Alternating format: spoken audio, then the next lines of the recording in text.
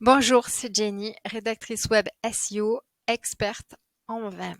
Et je vous retrouve aujourd'hui pour faire l'audit, un mini audit d'un site web dédié au vin, parce que je souhaite à faire comprendre l'importance d'avoir un référencement naturel optimisé avec le SEO, même sur les sites vitrines. Déjà par rapport à une cohérence de marque, parce que c'est quelque chose que je vérifie souvent au niveau des sites web de grands crus classés. Évidemment, ils ont une notoriété sur le terrain qui apporte du trafic en ligne. Ceci dit, c'est pas pour autant qu'au niveau du SEO, les bonnes pratiques sont appliquées. Il y a du coup de nombreuses erreurs qui ne viennent pas authentifier aux yeux des moteurs de recherche comme quoi le site est expert dans son domaine, alors qu'il n'y a pas plus qu'expert dans son domaine qu'un site web de grand cru. Il m'arrive très souvent de rédiger pour des grands crus. Du coup, c'est quelque chose qui est fréquent. Et cela me dérange, cette espèce de manque de cohérence entre cette marque qui est parfaite, où on vient en fait faire un travail minutieux avec le raisin, mais on ne va pas jusqu'au bout à faire un travail minutieux avec le site web. Et évidemment, on le sait souvent, quand vous arrivez sur un site web de grands crus classés, les images sont magnifiques. Au niveau de la photo, on va le voir. Et puis j'arrête de parler, agissons. Alors, je suis allée sur le château d'Arches tout à l'heure, enfin la semaine dernière, on m'a montré le système de réservation non touristique du château d'Arches et je trouvais que c'était très intéressant d'aborder le SEO de ce site, la partie œnotourisme étant réussie. Hum, Au niveau de la réservation, je trouve que c'est bien aussi, du coup, de parler de cette partie qui reste web marketing, parce que le SEO fait partie du web marketing. Donc ici, je suis sur la page d'accueil et comme je vous le disais, les photos sont magnifiques. Elles sont de qualité sur les sites de grands crus classés. Ce ne sont pas des photos qui viennent depuis un téléphone lambda. Allez, hop, on le met en ligne, même si des fois ça fait très authentique. En revanche, est-ce qu'elles sont balisées au niveau de la balise alt pour les moteurs de recherche? Ça, j'en suis moins convaincue.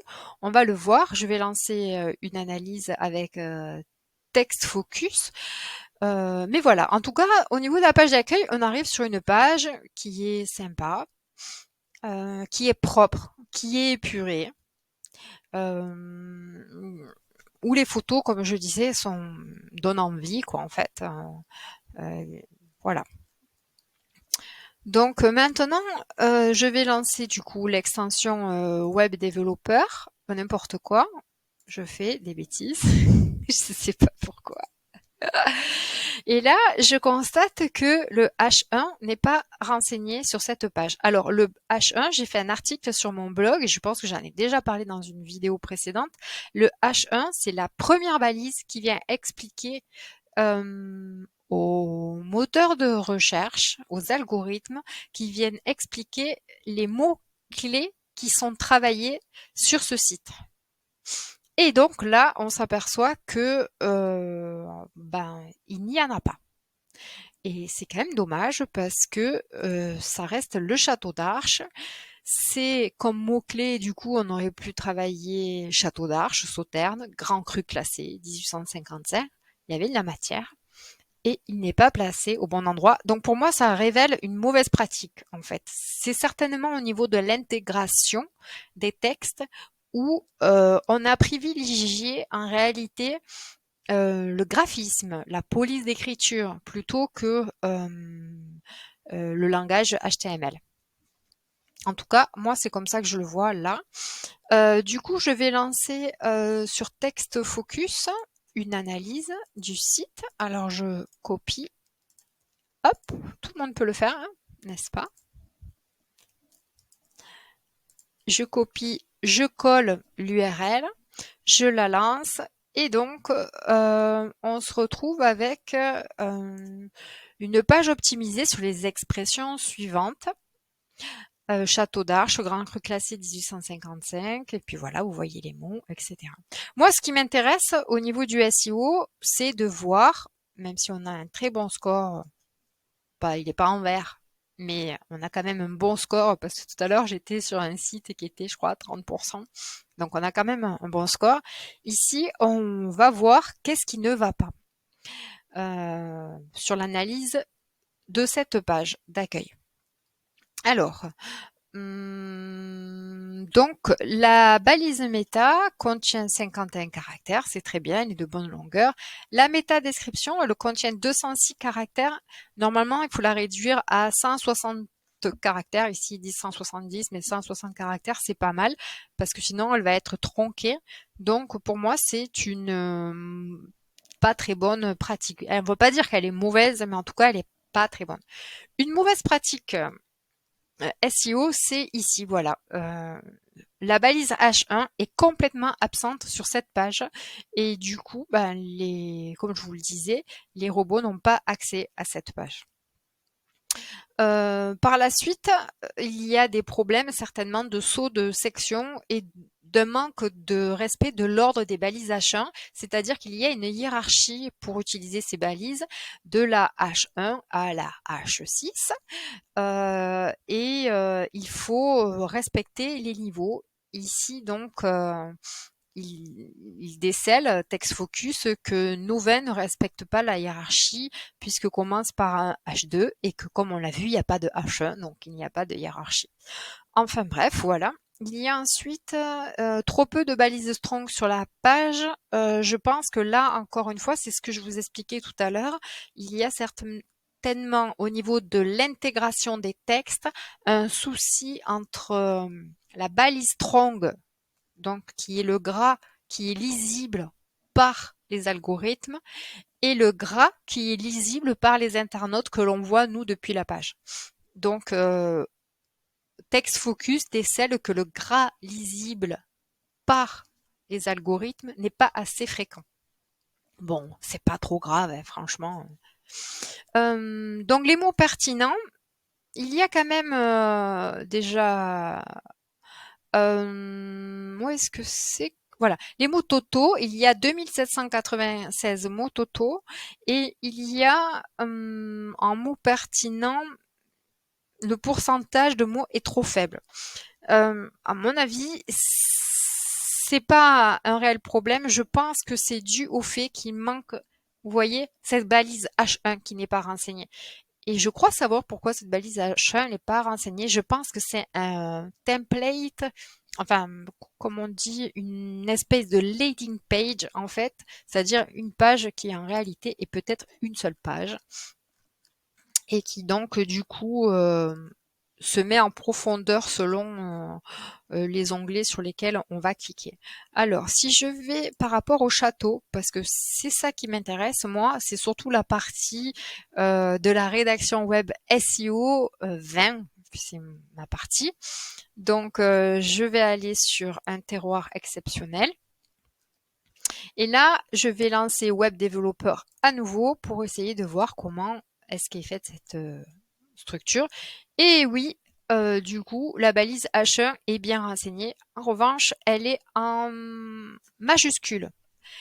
Et un terroir d'exception depuis 1611, ce n'est pas forcément des mots-clés comme château d'Arches, voilà, en fait. Et je trouve dommage qu'il ne soit pas positionné. Enfin, moi, en tout cas, si j'avais dû rédiger, je pense que j'aurais peut-être pas travaillé comme ça la rédaction de ce site.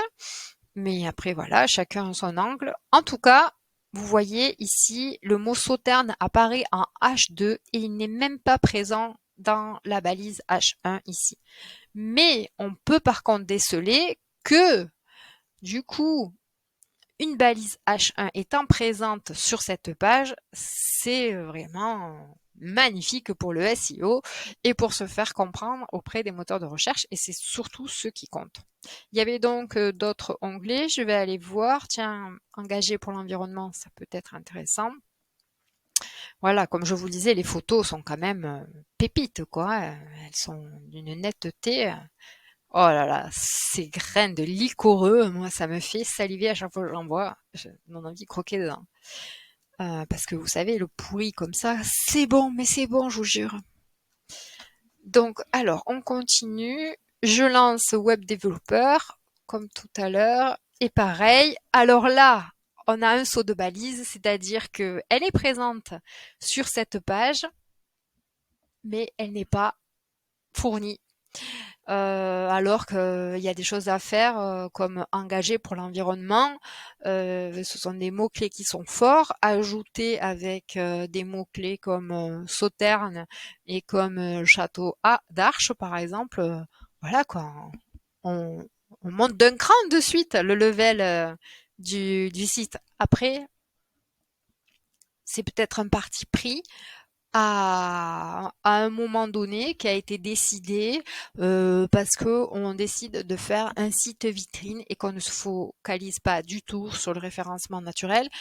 Euh, Ceci dit, cela crée des erreurs en réalité sur le site euh, et cela dénote au robot le manque d'expertise dans votre domaine, alors que ici, c'est un site de Grand Cru classé qui est de Sauternes, engagé pour l'environnement, qui fait de l'œnotourisme et qui a vraiment une spécialisation dans son domaine pour vous venir se positionner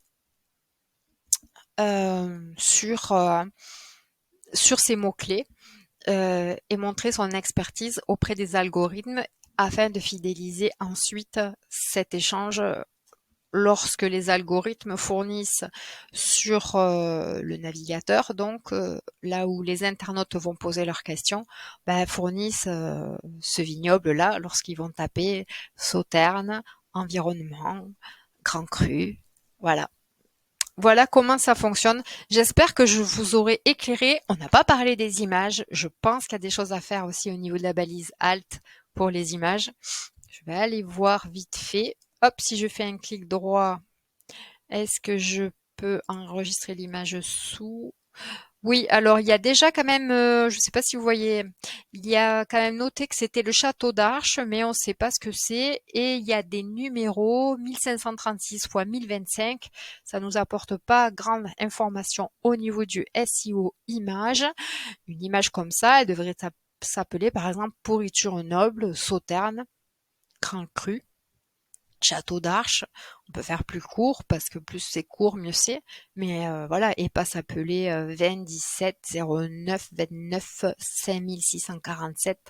Vous voyez, en fait, ça montre au moteur de recherche qu'en fait, vous n'êtes pas un expert dans votre domaine. Ça vient pas déceler une cohérence avec l'image de marque d'un grand cru. Pour moi, voilà, c'est vraiment ce que j'invite à corriger ces erreurs qui sont accessibles par tous en réalité. Voilà, j'espère que c'est clair de plus en plus pour vous ce qu'est le SEO. Je comprends que c'est abstrait. Dans le vin, on a aussi plein de mots techniques qui, des fois, perdent le consommateur et je comprends que vous puissiez être perdu avec les mots techniques du SEO. Mais là, j'espère qu'avec ces vidéos, vous venez de plus en plus acquérir de compétences pour pouvoir déléguer de la rédaction de contenu à des professionnels sur ce que vous voulez qu'il soit fait sur votre site, notamment quand vous passez par des agences, quand vous passez par des experts aussi, mais qui parfois, c'est comme ça, ou le budget faisant, on ne travaille pas le SEO alors que c'est une priorité. Voilà. Très bonne fin de journée et merci de votre écoute.